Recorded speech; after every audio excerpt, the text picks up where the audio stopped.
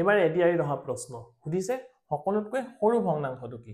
আমি এটো চাই কৈ দিব পাৰিম সকলোতকৈ সৰু কি আমি চাম লব আৰু হৰৰ মাজৰ ডিফাৰেন্সটো চাম লব আৰু হৰৰ মাজৰ ডিফাৰেন্স ইয়াত দেখিছো প্ৰত্যেকৰে ক্ষেত্ৰত ডিফাৰেন্সটো কিমান আছে 1 আছে লব আৰু হৰৰ মাজত প্ৰত্যেকৰে ক্ষেত্ৰত যদি ডিফাৰেন্স বিলাক সেম থাকে একে থাকে তেতিয়া আমি কি কৰিব লাগে লবৰ মান সকলোতকৈ যত কম হেতু হৈ যাব সৰু ভগ্নাংশ আৰু লবৰ মান সবতকৈ ডাঙৰ যত হেতু হৈ যাব ডাঙৰ ভগ্নাংশ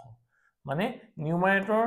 মানটো যত সৰু হ'ব হেতু হৈ যাব সৰু ভগ্নাংশ আৰু যত ডাঙৰ হৈ যাব হেতু হ'ব ডাঙৰ ভগ্নাংশ ইয়াত আমি দেখিছো সকলোতকৈ সৰু কোড আছে 4 গতিকে এটো হৈ গল সৰু ভগ্নাংশ আৰু 7 সকলোতকৈ ডাঙৰ এটো হৈ যাব ডাঙৰ ভগ্নাংশ যদি ডিফাৰেন্স বিলাক সেম না থাকে বেলেগ আমি প্ৰশ্ন ললো ইয়াত দেখিছো ইয়াত ডিফাৰেন্স বিলাক সেম নহয় তেতিয়া আমি কি কৰিব লাগে আমি চাম 7 আৰু 2 ৰ মাজৰ ডিফাৰেন্স কিমান 5 3 আৰু 1 ৰ মাজৰ ডিফাৰেন্স কিমান 2 6 আৰু 5 ৰ মাজত 1 ইয়াৰ মাজতো 1 এনেকুৱা ক্ষেত্ৰত কি কৰিব লাগে ইহতৰ এলসিএম ল'ব লাগে এলসিএম মানে লহাগু ল'ব লাগে 5 2 আৰু 1 ৰ এলসিএম কিমান হৈ যায় 10 তাৰ পাছত আমি চাম 5 ৰ লগত কিমান পূৰণ কৰিলে 10 হ'ব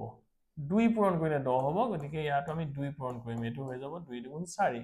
2 ৰ লগত কিমান পূৰণ কৰিলে 10 হ'ব 5 গতিকে আমি 1 ৰ লগত কি পূৰণ কৰিব লাগিব 5 এটো হৈ যাব 5 ঠিক একেদৰে 1 ৰ লগত কিমান পূৰণ কৰিলে 10 পূৰণ কৰিব লাগিব গতিকে 5 ৰ লগত আমি 10 পূৰণ কৰিম এটো পাই যাম আমি 50 ঠিক একেদৰে 1 ৰ লগত 10 পূৰণ কৰিলে 10 হ'ব গতিকে 3 ৰ লগত আমি 10 পূৰণ কৰিম এটো পাই যাম 30 এতিয়া আমি চাম সকলোতকৈ সৰু কোড পালো সকলোতকৈ সৰু ইয়াত পালো গতিকে কি হৈ যাব 2/7 টো হৈ যাব সকলোতকৈ সৰু আৰু সকলোতকৈ ডাঙৰ কোড পালো ইয়াত পালো গতিকে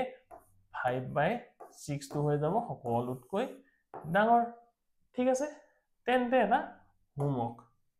ইয়াত আমি বাছিব লাগে সকলোতকৈ সৰু কোনটো চাই আমি গম পাম ঠিক আছে কমেন্ট বক্সত জনালে হ'ল